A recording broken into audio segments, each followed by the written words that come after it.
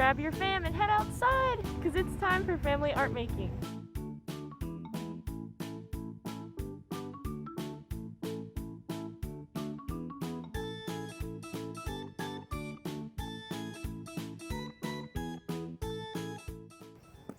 What's up, Ringling fam? It's Kallie, and as you can see, I'm not on my usual comfy couch. I'm in Mabel Ringling's Rose Garden. That's because March's theme is Rose Garden Recycling.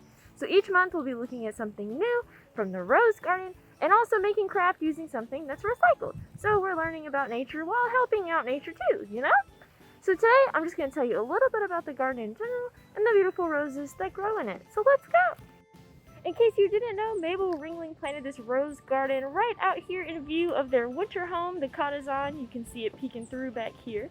And she did this all the way back in 1913, which means today this is the oldest continuously growing rose garden in Florida. Unfortunately, none of the original roses that Mabel planted are here in the garden today, but some of the same varieties exist that she had, and we have some new ones. So why don't we take a look at some of those? We have over 450 rose bushes in about 100 different varieties, and if you've ever been to the rose garden before, you might notice that on the little tags in front of the roses, they all have different names, and some of them have pretty silly names.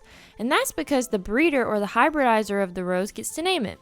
And if you're going to name it after someone, you need to get a letter of authorization that says it's okay to name it after them. Maybe I can convince one of these breeders to name a rose after me.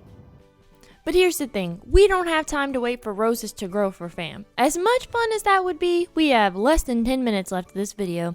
So instead, I'm going to show you how to make some beautiful tissue paper roses and how to display them using something recycled. For your supplies today, you will need some tissue paper. Of course, if it's more colorful, the better. So pick out what colors you would want your roses to be. You'll also need some pipe cleaners and some scissors. Also think about what you can recycle to show off your flowers. So I'm going to be using a recycled plastic bottle that I'm just going to paint over and decorate. You could use paint, markers, anything that you have, stickers, and turn that into a vase or something to show off your beautiful designs. First, you want to start by stacking your tissue paper into one big stack. I have about 6 pieces of tissue paper, so I'm going to make a very large rose, and I'm just stacking the colors pink, white, and you want to put your smallest piece of tissue paper on top.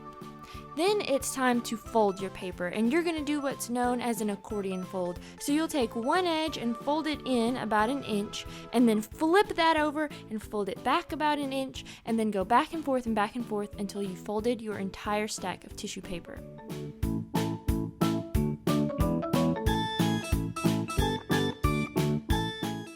Now it's time to shape the petals. So what you want to do is grab your scissors, and for this one I'm making a rounded petal shape. So I'm cutting a semicircle out of each edge of the stack.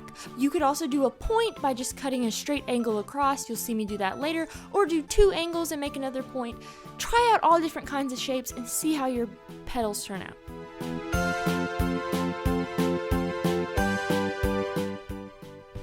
Then you want to grab that pipe cleaner and you want to hold your stack kind of like a little bow tie. Hold it in the middle and pinch it, and then take your pipe cleaner and wrap it around that middle point that you have pinched.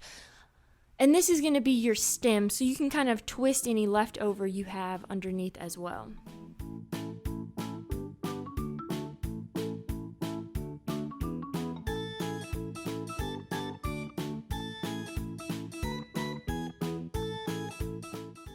And this next part might take a while, but it's very important. You want to fluff out your petals, so you'll just start to separate the different pieces of tissue paper from one another, and you might end up doing this for a long time depending on how many pieces of tissue paper you use.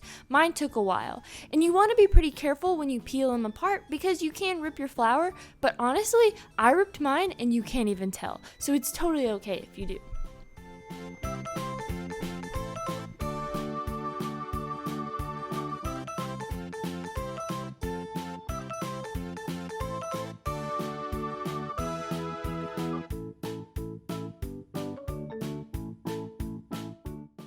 So after fluffing out my pink flower, I went back to create the white flower, and I am doing that straight across cut to make a more spiky, pointed looking rose.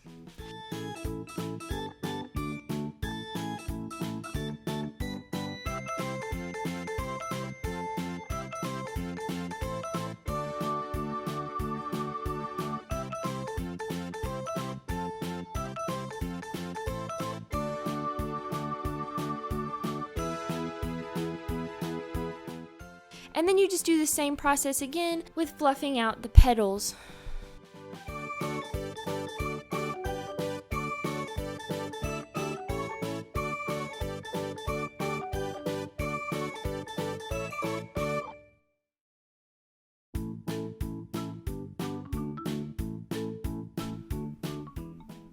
So I made 3 different roses, a rounded pink one, a rounded blue one, and a spiky white one.